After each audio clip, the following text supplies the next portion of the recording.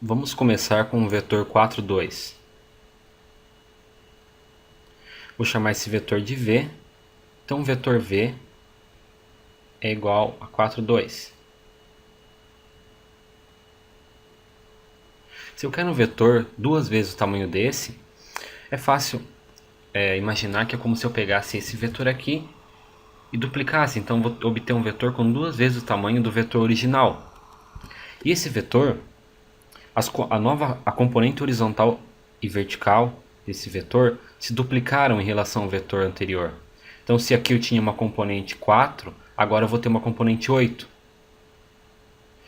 E se aqui eu tinha uma componente 2, agora eu tenho uma componente 4.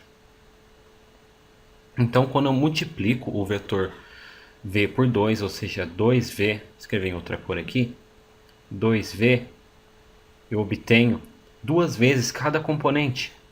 Então, 2 vezes 4, 2 vezes 2. Então, eu obtive o vetor 8, 4, que é um vetor duas vezes o tamanho desse vetor anterior. Em geral, se eu tenho um vetor, mesmo que eu não saiba as componentes dele, eu vou mostrar visualmente, por exemplo, esse vetor aqui. Lembrando que eu não preciso representar o vetor da origem. Esse vetor, se eu quero um vetor duas vezes o tamanho dele, é como se eu colocasse um outro vetor aqui. Agora eu tenho duas vezes o tamanho.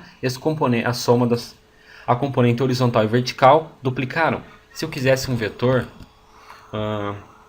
se eu tenho um outro vetor aqui, eu quero um vetor que é metade desse, eu corto esse vetor pela metade, eu vejo que as componentes horizontal e vertical foram reduzidas pela metade.